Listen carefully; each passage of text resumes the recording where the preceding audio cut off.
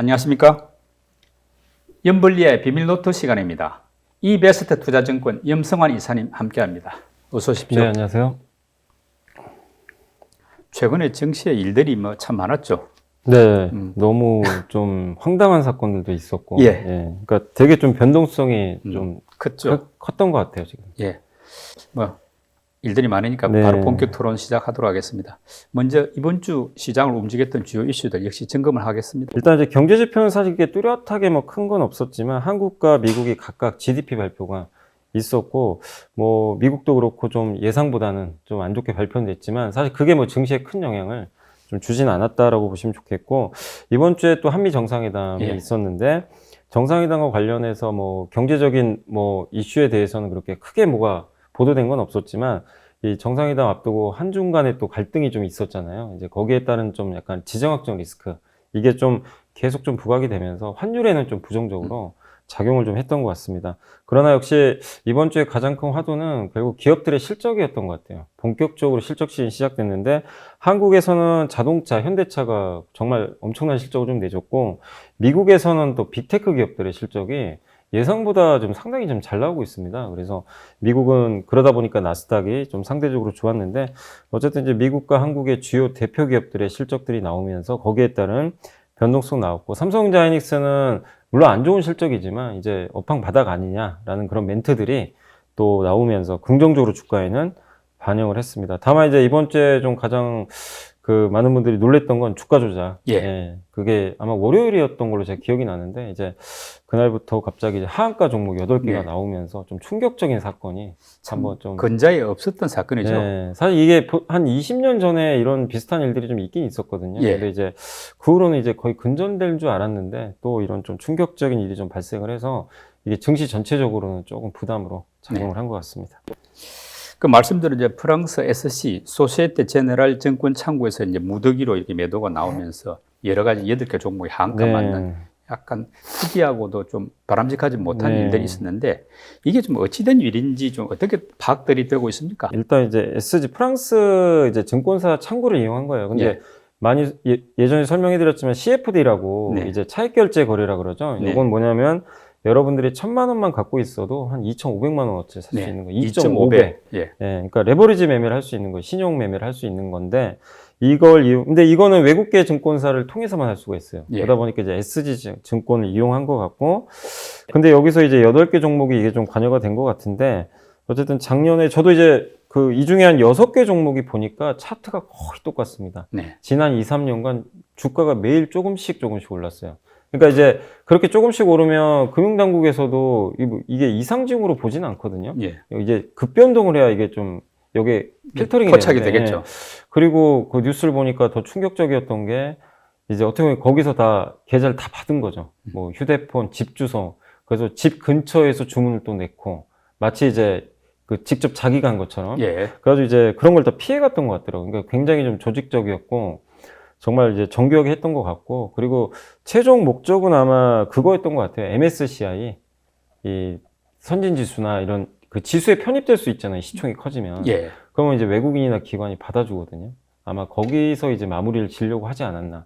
그런 뭐 뉴스도 있더라고요. 언론 보도상. 근데 어쨌든 이게 월요일부터 이제 갑자기 어디서 매물이 나왔는지 모르겠지만 갑자기 이제 SG 증권 창구로 아마 반대 매매가 나온 것 같습니다. 그러면서 나오니까 이게 동시에 그냥 이 SG 창구 이용했던 요 물량이 쏟아지면서 주가 한가 갔고, 그 후에 이제 뉴스들이 나오면서 밝혀졌는데, 어쨌든 다들 괜찮은 기업들이거든요. 뭐 부실주나 이런 게 아닌데 이런 우량한 기업들이 저런 좀 일이 발생했다는 게 좀 너무나 좀 충격적이었고, 그리고 좀 공통점 뭐였냐면 이사리만큼 이 기업들이 신용잔고가 좀 많았어요. 보통 이런 기업들은 개인들 관심이 없거든요. 근데 신용잔고가 10%가 넘는 경우가 굉장히 많았습니다. 일단 오르니까 만한 신용을 내가지고 들어온 이런 개미들이 많았다는 이야기인가요? 근데 그러려면 거래도 많고. 우리가 보통 이제 코스닥 기업들 보면 신용잔고 한 7, 8% 되면 많다 그러거든요. 그럼 대부분 인기주예요. 막 급등하고. 근데 그런 거는 우리가 당연히 뭐 인기 있으니까 많이들 하나보다 했는데, 이 기업들은 거래도 안 됩니다. 유통 주식수도 극히 적고. 근데 신용잔고가 이제 10% 넘는 건 이게 좀 의아한 거죠. 이제 수사를 통해서 좀 밝혀져야 되겠네요. 맞습니다. 어쨌든 뭐 이제 수사를 시작을 네. 했으니까 뭐 주가 조작이라면 그게 이제 드러날기가 네. 뭐 근데 드러난다고 이제 봐야 뭐 되겠죠. 인터뷰를 보니까 주가 조작으로는 아마 결론이 나는 것 같더라고요. 네. 분위기를 보니까. 근데 어쨌든 이게 좀 걱정되는 게 뭐냐면 이제 이런 일들이 발생하면 선의의 피해자들이 생겨요. 시장에 대한 신뢰 자체가 네. 좀 떨어지니까 떨어지거든요. 전체적인 어떤 투자자가 다 피해를 입는다고 봐야죠. 네. 그리고 이 매물로 인해서 이걸 이제 반대 매매가 나가면 네. 증권사에서 당연히 이제 돈 갚으라고 하거든요. 네. 네, 왜냐면 이제 증거금이 부족하니까. 근데 하한가에 못 팔잖아요. 예. 그러다 보니까 다른 기업들을 팔아서 또 갚아야 되는. 그래서 사실 이제 올해 이번 주 초반에는 이것 때문에 다른 그 애꿎은 종목들도 같이 좀 매물을 맞는 흐름도 좀 나왔던 것 같습니다. 일단 B2가 이제 늘어나면서 문제를 더 키운 이런 측면도 있지 않습니까? 네. 반대 매매가 이제 커지니까 사실 우리 B2 위험성은 우리 채널에서도 여러 차례 지금 지적을 했고 네, 맞습니다. 또 약간 우려가 된다 계속 늘고 있었거든요. 네. 특히 지금도 코스닥 같은 경우는 약간 위험 수준 아닌가요? B2? 그러니까 이게 지금 신용잔고가 연초에 7.7조 정도였는데 코스닥만. 근데 이게 10.4조니까 예. 굉장히 많이 늘어난 건 사실입니다. 늘어났고 올해 그 개인 투자자가 순매수한 게 지금까지 올해 1월부터요 6.6조를 샀거든요. 코스닥을. 예. 코스피는 제가 봤을 땐 판 걸로 나오는데 코스닥은 6.6조는 굉장히 많이 산 거죠. 근데 이 중에 신용으로 산 게 2.7조예요.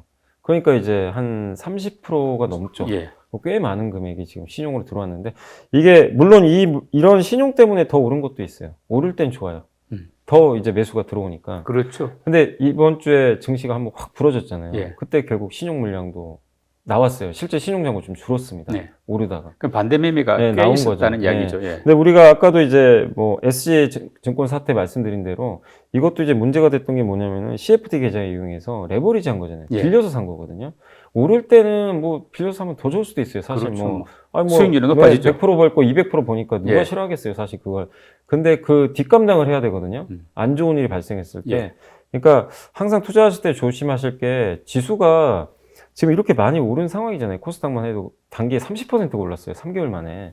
이렇게 올라온 상황에서 좀 이렇게 너무 이제 신용으로 좀 느는 거는 지수가 이번 주처럼 이렇게 부러지게 되면은 계좌가 내가 5% 까질 게 10에서 20% 이렇게 까질 수도 있어요. 손실이. 예. 그래서 각별히 여러분들이 되도록이면 B2는 좀 조심하시는 좀 전략이 좀 필요할 것 같습니다. 미국 퍼스트 리퍼블릭 은행에서 지금 한 달 사이에 예금이 1,000억 달러나 빠졌다고 하더라고요. 뭐 우리 돈으로 치면 이게 한 130조, 네, 130조 그 정도 되죠. 어마어마한 규모인데 이게 지금 잠잠했던 이 글로벌 은행 리스크 이거 다시 재점화될 그럴 우려는 없을까요?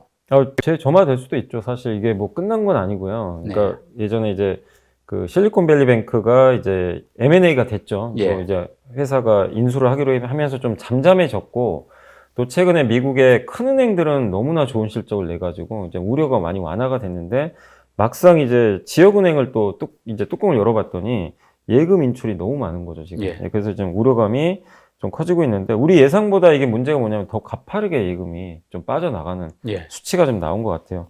그래서 이게 사실은 이제 미국 대형은행으로 돈이 좀 몰리고 있죠. 몰리고 있고 지역은행이 좀 위험한데 이게 또 뭐에 좀 안 좋은 효과가 있냐면 지역은행들은 이제 각 지방경제를 또 책임지고 있잖아요. 대출도 해주고 예금도 받고 하는데 문제가 이렇게 지역은행에 그 예금이 줄면은 지금 대출이 더 많아졌어요. 예금보다. 예. 그럼 어떻게 되면 대출을 회수하려고 할 겁니다. 그럼 가뜩이나 지금 지방경제 미국 같은 경우도 침체가 있을 수도 있는데 더 안 좋아질 수도 있고. 그러겠네요. 그러니까 이게 경제에 문제를 주거든요. 그리고 이제 대출 심사도 엄청나게 강화하겠죠. 예. 그러면은 이제 경제가 이제 원활하게 돈이 잘 안 돈다는 이야기죠. 안 돌죠. 예. 그래서 이제 물론 이 뱅크론 자체를 그냥 이제 신용이 이겨온다 이렇게까지 볼 필요는 없는 게 이 옛날에 리먼하고 다른 점은 리먼은 부실 자산이었어요. 네. 그러니까 갖고 있으면 이게 휴지되는 거였거든요. 그러니까 돈이 없어지는 겁니다. 근데 이 뱅크론은 다른 게 이 돈이 다른 데로 가요. 뭐 그래서 요즘에 뭐 어떤 분은 뭐 비트코인으로 간 거 아니냐. 요새 비트코인 가격 계속 오르거든요.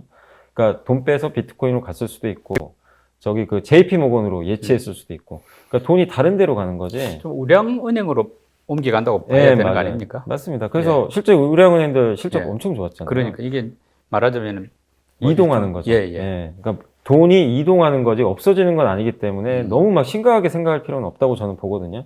옛날 신용위기랑은 달라요. 예. 근데 문제는 이제 경제에 악영향을 줄 수는 있다는 거죠. 예. 대출이 줄어드니까 예. 지역 경제 그 부분은 조금 이제 부담이죠. 지금 또 보면 약간 환율이 뭐 1330원대 후반 또 이런 1440원대까지 막 가고 하니까 다시 1350원 뚫는 거 아니냐 이런 우려도 나오지 않습니까? 어떻습니까? 지금 뭐 최근에 여러 가지 경제 흐름 반영해가지고 좀 새로운 전망들 나온 거 있습니까? 아니, 지금 이제 대부분의 전망이 이제 나오는 게 중국이 좀 돌아서야 된다. 네. 무슨 얘기냐면 지금 달러가 약한데 환율이 오르는 경우가 별로 없는데 지금 달러 꺾이는데도 계속 오른단 말이에요. 예. 그게 결국 이제 위안화 때문인데 우리가 위안화에 연동이 되어 돼요. 있다. 근데 예. 실제로 아시아 통화들이 대부분 약합니다. 위안화 따라가지고 특히 아시아 제조업 국가들 보면 사실 뭐 대만이야 뭐 이렇게 고정 환율이라고 해도 요새 일본도 마찬가지고 우리 한국도 그렇고 뭐 중국의 위안화도 약하고 이게 네. 연동이 되거든요. 근데 유로화는 또 엄청 강해요. 네. 유로화가 세니까 유로화 비중이 그러니까 달러 대비 이 달러랑 유로화랑 교환 비율이 크잖아요. 그래서 유로화가 이게 급등을 하면 달러는 약해지거든요. 네. 그래서 실제 유로화 가치 굉장히 많이 올랐는데 문제는 지금 우리나라가 그걸 반영을 안 하고 위안화를 따라가고 있어요. 예. 그러니까 중국의 리오프닝 효과 이거 생각보다 약한 거 아니냐. 예. 이런 부분들. 또 한 가지가 우리나라 대중국 무역 수지가 이제 적자가 된 지 좀 지났는데 흑자로 바뀔 기미가 안 보이고 있습니다. 그러니까 중국의 제조업 경기가 지금 아직도 돌질 않아요. 예. 그러니까 우리나라에서 수입을 잘 안 한다는 얘기죠. 그러니까 중국도 서비스만 네. 좀 뭐 반짝이고 뭐 제조업은 제조업은 안 아주, 좋죠. 예, 또 우리나라는 바닥이죠. 이제 요즘에 무역 수지가 중국에서 또 안 좋은 이유 중에 하나가 2차 전지가 호황이잖아요. 네. 그러니까 2차 전지 그 원재료들을 대부분 중국에서 가져온 게 많거든요. 예. 그러다 보니까 아. 무역 수지가 이제 적자 보는 경우들이 예. 생기죠. 근데 중국은 또 우리 걸 안 사가고 예. 이러다 보니까 이제 무역 수지가 어긋나 버리는 거죠. 그러니까 이런 부분들이 이게 장기화되는 거 아니냐. 예. 그래서 환율이 자꾸 오르고 그리고 이제 배당 시즌이 이제 거의 갔는데 4월엔 또 전통적으로 원래 원달러는 좀 오르는 시기예요. 예. 그러니까 되게 복잡한 게 여러 개가 섞인 것 같더라고요. 한 가지는 아니고. 근데 이런 것들이 해결돼야 되잖아요. 예. 해결되면 되는데 그래서 기본적으로 달러가 약한 건 사실이니까 이 환율이 계속 장기간 오르진 않을 거다. 네. 이렇게는 보고는 있는데 다만 꺾이려면 어쨌든 제일 1순위는 중국의 제조업이 좀 살아야 된다. 그래야 위안화가 오르면서 환율이 좀 안정화되지 않을까. 예. 그걸 좀 일단은 그래도 우선순위로 꼽고 있는 것 같아요. 역송금이 주니까 5월 되면은 그 부분은 조금 예, 나아지겠네요. 진정되겠죠. 예, 예. 맞습니다. 요즘 보면은 뭐 하락에 베팅하는 인버스, 꽃버스 투자가 늘었다 이러는데 그만큼 시장 전망이 지금 썩 좋지 못하다고 봐야 되는지 예. 또 뭐 주 하반기 상황 보면 썩 그렇지도 않은 것 같은데 하여간 지금 시장 전체적인 전망 어떻습니까? 전망은 반반인 것 같아요. 그러니까 여전히 뭐 하반기 괜찮다. 네. 이런 쪽도 있고 아니다 2600 이상은 또 쉽지 않다. 우리나라 밸류에이션은 지금 PER 14배 정도 되거든요. 이렇게 네. 되면 14배는 물론 이제 기업 이익이 감소했기 때문인데 이거 감안해도 너무 좀 비싼 거 아니냐 밸류상. 그리고 미국 경기 침체 우려도 좀 큰 상황이고 그리고 원달러 환율까지 올라가니까 또 거기다 어쨌든 지수는 많이 올랐습니다. 코스피가 15%, 네. 코스닥이 30% 올랐었기 때문에 연초에 비해서요. 예, 전 세계적으로 봐도 상승률이 높아요, 우리나라가. 일단 그러다 보니까 가격에 대한 부담도 좀 있는 것 같아요. 그래서 좀 보수적으로 보시는 분들도 느는데 다만 이제 개인 투자분들의 선택의 문제인데 개인 투자분들 딱 지금 그냥 큰 것만 말씀드리면 딱 두 개로 나눠져 있어요. 여전히 한쪽은 그 에코프로나 에코프로 BM, 포스코홀딩스 이 세 개 이차전지. 기업이죠. 예. 네. 이 세 개 기업을 올해 제일 많이 샀는데 여전히 지금도 사고 계세요. 그러니까 이쪽에 나는 뭐 시장보다 2차 전지에 집중하겠다. 네. 이쪽이 여전히 한쪽이 있고 또 한 측은 인버스를 많이들 사셨어요. 예. 이제 실제로 좀 최근에 인버스 이 곧버스 이쪽 매수가 제가 보니까 자료 보니까 4월 12일부터 26일까지 코스닥입니다. 네. 150 선물 인버스 5개가 있거든요. 예. 이것만 3.5조가 들어갔대요. 아. 그러니까 이게 굉장히 이제 장을 안 좋게 보는 분들도 개인 투자는 많은 네. 거죠. 그래서 시장의 전망은 반반인데 예. 개인 투자들은 또 반반이다. 한쪽은 2차 전지, 한쪽은 인버스. 예. 완전 서로 상극이에요. 예. 2차 전지 오르면 인버스는 빠지고 네. 2차 전지 급나가는 날은 인버스가 급등하는 날이거든요. 예. 그러니까 최근에 그랬잖아요. 그 지수가. 그래서 개인 투자들의 생각도 거의 지금 반반으로 네. 좀 흘러가는 것 같습니다. 아직은 좀 지켜봐야 되겠습니다. 예, 이번 주 외국인, 기관, 개인들 매수 종목하고 또 상승한 업종도 한번 살펴봐 주시죠. 네, 이번 주에 외국인이 가장 많이 매수한 10종목을 한번 살펴보도록 하겠습니다.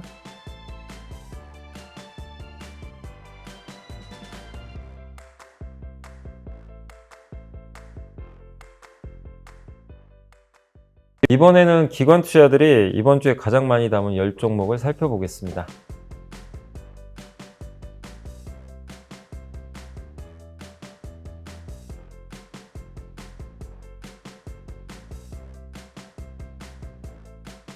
개인 투자들이 이번 주에 가장 많이 산 주식 10개를 한번 살펴보겠습니다.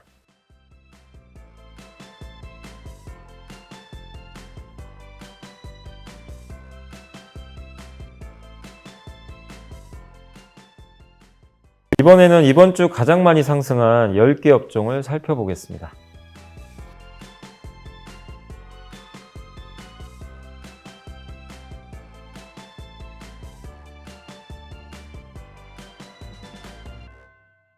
예, 상승한 업종들 가운데서 강세 흐름이 조금 더 이어질 수 있다 이렇게 보는 분야는 어떤 쪽입니까? 일단 이제 이번 주에 물론 이제 그 한중 갈등, 뭐 지정학적 리스크 때문에 히토류가 좀 많이 오르긴 올랐어요. 예. 근데 이제 이쪽은 뭐 워낙 정치적인 리스크 때문에 하니까 예측은 좀 어렵고, 그쪽보다는 이번 주에 실적으로 가장 많이 오른 업종이 그 굴삭기, 건설기계. 예. 이쪽이 좀 많이 올랐기 때문에 이쪽의 실적에 계속 좀 이어지면서 저는 다음 주도 좀 좋은 주가 흐름이 이어지지 않을까 이게 보여지고, 그다음 주 후반 들어가지고 미국의 이제 빅테크가 좋다 보니까 우리나라에서도 이제 뭐 그동안 빠졌던 빅테크라든가 아니면 인공지능 섹터들이 좀 돌리는 모습이 나왔는데, 그래서 인공지능 챗봇 관련주도 좀 모처럼 약간 뭐 많은 폭의 상승은 아닌데 반등의 좀 모습을 좀 보여줬거든요. 그래서 AI 인공지능 챗봇 관련주도 한번 다음 주 조금 더 부각이 될 것 같고, 그리고 건설 대표주가 정말 모처럼 좀 이 상승률 상위권에, 물론 많이 오른 건 아니지만 네. 시장보다 좀 선방을 했더라고요. 근데 실적들이 나왔는데 워낙 기대치가 낮아서 그런지 몰라도 대부분 그래도 시장 기대치보다는 좀 양호한 실적들을 내줬고, 또 지금 중동에서 투자를 많이 하고 있잖아요. 예. 그래서 중동 투자 기대감도 여전히 살아있기 때문에 해외 수주, 또 우리나라 좀 부동산도 최근에 조금 이제 개선되는 모습들이 나오더라고요. 네. 그래서 건설주야 뭐 주도주는 아니더라도 워낙 지금 안 좋은 섹터지만 이제 좀 반전이 일어날 수도 있는 부분은 있으니까 한번 건설 대표주까지 한번 보시면 좋지 않을까라고 말씀을 드리겠습니다. 연미사님이 선정한 이번 주에 보고서 듣는 차례인데 어떤 내용 준비해 오셨습니까? 네, 아무튼 이제 이번 주에 사실 건설기계 업종이 좀 좋았는데, 안 그래도 이제 보고서가 나온 게 있는데요. 신한투자의 이동원, 명지훈 연구원님이 건설 장비, 제목이 지구촌 땅 까는 소리라는 이제 제목인데, 예. 그만큼 전 지구가 지금 땅을 파고 있나 봐요. 예. 그런 내용인데, 우리나라의 건설 장비 3사는 딱 대표적으로 3개 있죠. HD, 현대, 인프라코. 이름이 좀 바뀌었습니다. 원래 두산 인프라코인데. 네. 그리고 HD, 현대 건설기계, 그리고 미국, 예전에 인수했죠. 미국 회사 두산바켓. 네. 바피켓사를 예, 인수했죠. 맞습니다. 근데 이 3개의 기업이 모두 다 공통적으로 실적이 엄청난 서프라이즈를 기록을 했고요. 3사 합산 매출이 26%나 증가했고, 영업이익은 무려 74% 증가를 했습니다. 그러니까 놀라운 실적을 냈는데, 이 이유가 미국 때문이에요. 미국에 지금 이제 진출한 기업들이 있는데, 두산바켓의 미국 매출이 이번에 55%나. 1년 사이에 예, 그러니까 굉장히, 그러니까 작년 동기 대비죠. 1분기가. 예. 예. 그리고 현대건설기가 84%. 와. 그 다음에 현대인프라코는 이제 북미랑 유럽 합쳐서 나왔는데 이게 35%. 그러니까 우리가 굴삭기 하면 항상 먼저 떠오르는 건 무조건 중국이에요. 그 다음 인도. 보통 그랬죠. 네, 미국은 생각 잘 안 하거든요. 예. 미국 하면 그냥 두산 바켓만 보거든요. 네. 근데 지금 바뀌어버렸어요. 아. 어느새 지금 미국이 이렇게 엄청난 호황인데, 그래서 중국만 봤으면은 이렇게 실적이 좋을 수는 없죠. 네. 중국은 뭐 인프라 투자 하더라도 중국 회사들 점유율이 또 너무 높기 때문에 쉽지가 않은데, 북미가 호황이고요. 근데 북미가 호황인 건 여러분들이 아마 그 바이든 대통령의 정책만 봐도 이거는 예상할 수 있었던 게, 리쇼어링이 뭡니까? 미국에 공장 지으라는 얘기잖아요. 그렇죠. 그럼 결국 굴삭기 들어가야 되거든요. 네. 보조금 줄 테니까 미국에 지어달라. 당장 우리나라 기업들도 예. 공장 많이 짓고 많이 있으니까 짓고 미국에. 있죠. 예. 예. 거기다 뭐 미국은 인프라 투자 안 한 지가, 뭐 미국 다녀오신 분들은 아시겠지만 정말 인프라 정말 노후화돼 있잖아요. 예. 미국이란 나라 자체가. 그게 80년대 말에 인프라 투자하고 안 했대요, 거의.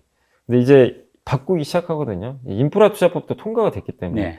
그렇게 보면 미국 매출 비중이 좀 계속 주요해서 실적 좋지 않을까, 이렇게 좀 보고 있는 것 같고, 그리고 계속 좀 이렇게 긍정적으로 보는 또 이유 중에 하나가 자원민족주의. 네. 요새 그 칠레가 리튬 국유화한 거 아시죠? 국유화했죠. 예. 근데 결국 이제 민간 기업 혼자 하지 말고 정부랑 같이 하자는 얘기예요. 그럼 정부가 적극적으로 나선다는 얘기는 더 공격적으로 이런 것들을 이제 자원 개발. 근데 결국 그거 밑으로 땅 뚫고 들어가야 되거든요. 예. 그러면 이제 굴착기가 필요한 거죠, 사실. 이제 그런 자원민족주의. 이게 사실은 어떻게 보면 친환경하고 연결이 되는 거죠. 친환경 수요가 있으니까 리튬, 뭐 니켈 수요 늘고, 굴착기 수요 늘고. 이렇게 좀 가는 것 같고, 또 한 가지가 좀 안타까운 일이지만 그 튀르키예 대지진이 있었잖아요. 예. 거기 복구 수요가 꽤 크다고 합니다. 아. 거기도 지금 복구를 해야 되거든요. 앞으로 우크라이나 전쟁도 이제 예, 휴전해가지고 맞아요. 하면은 뭐 맞습니다. 복구 수요 또 생길 수 네, 있겠네요. 근데 우크라이나 아직 시작도 안 했죠. 물론 시작도 안 했고. 그러니까요. 근데 러시아는 지금 전쟁 피해도 러시아도 좀 있잖아요. 네. 일부 지금 복구를 하고 있나 봐요, 러시아는. 만약에 전쟁이 끝난다면 복구 수요가 엄청나겠죠, 사실은. 예. 여기에 또 우리나라 기업들이 들어갈 수도 있기 때문에 이런 또 기대감도 있고, 그리고 브랜드 인지도도 늘어나고, 뭐 우리나라 또 이 제품 경쟁력도 이게 그 거기에 뭐 전기라든가 수소 건설 장비 같은 것도 요새 만들어지나 봐요. 근데 이쪽 우리나라 또 이쪽을 잘하다 보니까 그런 미래형 굴삭기에 대한 수요도 좀 늘면서 좋은 모습들이 좀 나오고 있는 것 같습니다. 그래서 역시 기업은 세 기업입니다. 두산박해, HD 현대인프라코, HD 현대건설기계. 그 이런 기업들이 좋으면 그 굴착기 부품들 있잖아요. 예. 부품 만드는 그런 기업들의 낙수 효과도 기대되니까 한번 공부를 해보시면 좀 좋을 것 같습니다.